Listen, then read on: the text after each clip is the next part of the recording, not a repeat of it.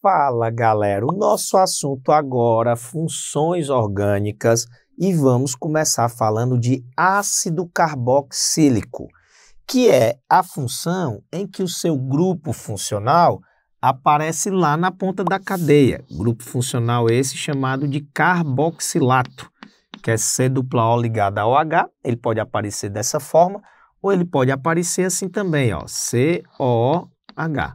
É a mesma coisa, tá? Algumas aplicações que a gente pode falar para ácidos carboxílicos. Primeiro, a gente pode falar do ácido acético, também chamado de ácido etanóico. É o ácido que está presente no vinagre. O sabor do vinagre é azedo por causa desse ácido carboxílico que está presente na composição dele, já que os ácidos têm sabor azedo. É só lembrar também das frutas cítricas, que apresentam o ácido cítrico, que também confere sabor azedo a essas frutas. Outra aplicação que a gente pode falar dos ácidos é na questão do suor. Na nossa transpiração, a gente libera uma série de ácidos carboxílicos. Os cães, eles praticamente não enxergam nada, então eles se baseiam pelo olfato. Então, um cão, ele consegue diferenciar as pessoas do convívio comum dele e as pessoas que são estranhas exatamente pelos ácidos carboxílicos que são liberados na transpiração. Algumas raças é preciso ter cuidado, exatamente porque o olfato delas não é tão aguçado. É o caso do Doberman e é o caso do Rottweiler. Então, às vezes, o dono do cachorro ingeriu bebida alcoólica, ou então está com perfume muito forte, confunde o olfato dessas raças e eles acabam atacando o próprio dono. Mas na grande maioria das raças, o olfato é bem aguçado, o cão consegue distinguir através dos ácidos carboxílicos liberados na transpiração. Em termos de nomenclatura, a gente vai colocar a palavra ácido no início da nomenclatura, o prefixo para indicar o número de carbonos na cadeia principal, o infixo para indicar o tipo de ligação entre carbonos e o sufixo para indicar que é grupo funcional de ácido carboxílico. Então vamos ver um exemplo.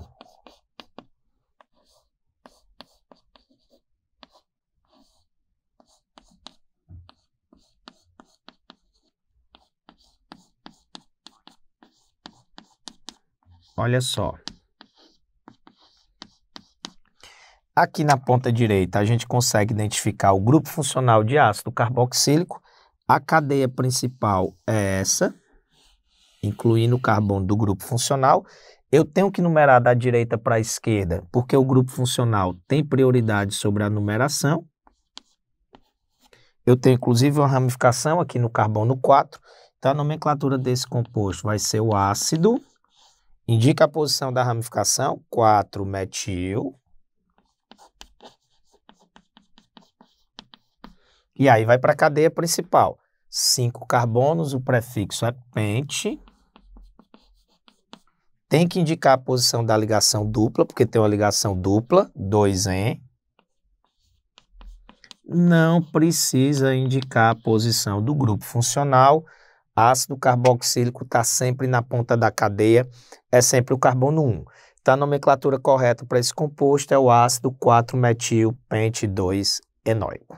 Segunda função que nós vamos estudar, a função anidrido. Essa palavra, inclusive, significa seco, sem água. Você vai já entender por que a gente usa a palavra anidrido para essa função orgânica.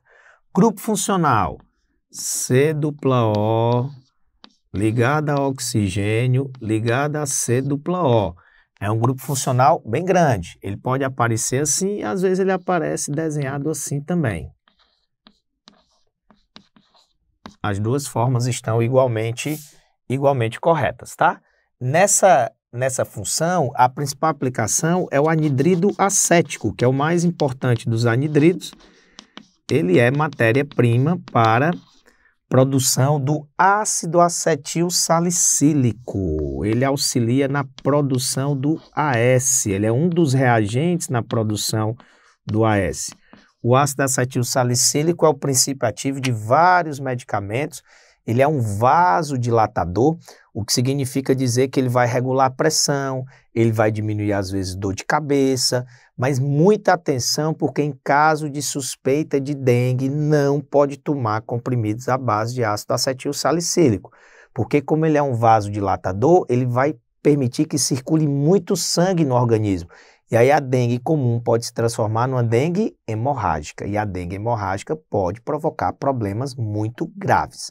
Então, em caso de suspeita de dengue, não pode tomar comprimido à base de ácido acetil salicílico. Eles recebem esse nome de anidrido por causa que eles são formados por uma reação de desidratação, no caso, uma desidratação intermolecular entre dois ácidos carboxílicos.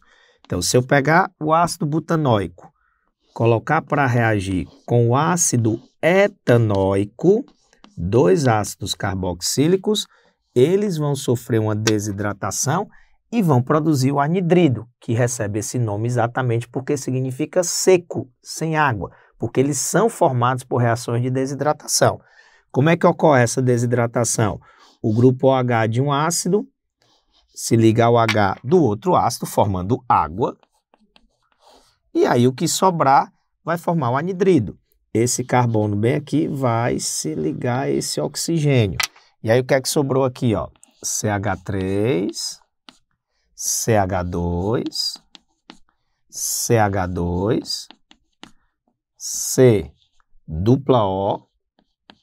Aí esse C dupla O se liga a quem? O, que está ligado a C dupla O, que está ligado a CH3. Aqui a gente consegue identificar o grupo funcional de anidrido. E exatamente pelo fato de ele ser formado a partir de dois ácidos carboxílicos, na nomenclatura dele a gente tem que levar isso em consideração. Então, como é que vai ser o nome? Eu vou colocar a palavra anidrido e vou colocar os nomes dos dois ácidos que formaram o anidrido em ordem alfabética. Então, aqui é o ácido butanóico, ó, 4 carbonos.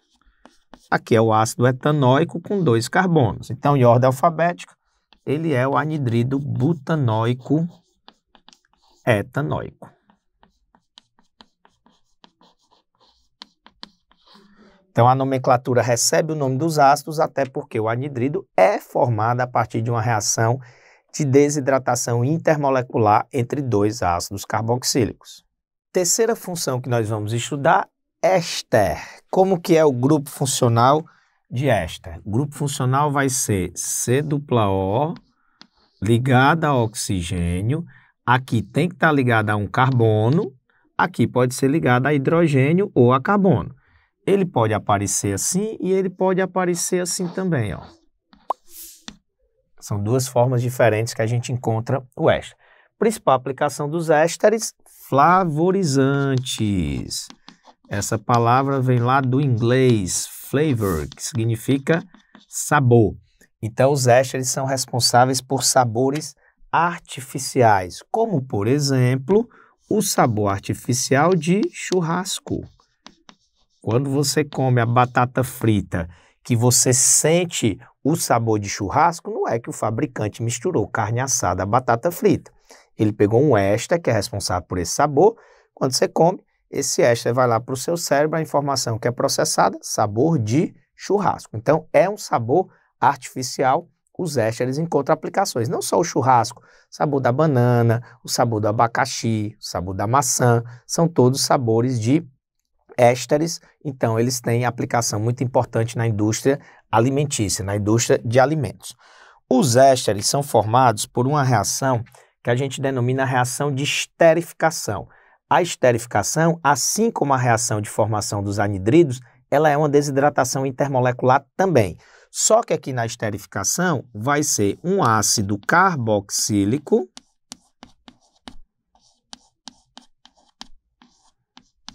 pode ser o ácido butanóico, reagindo com álcool, que pode ser o etanol. Essa esterificação, ela se processa em meio ácido. Ela é uma desidratação intermolecular também, ó. Vai sair o OH daqui, com o hidrogênio daqui, vai formar água. E o outro produto vai ser formado ligando esse carbono a esse oxigênio. Então, vai ficar CH3, CH2, CH2, C dupla O, OCH2CH3. Então, está aqui a estrutura do éster.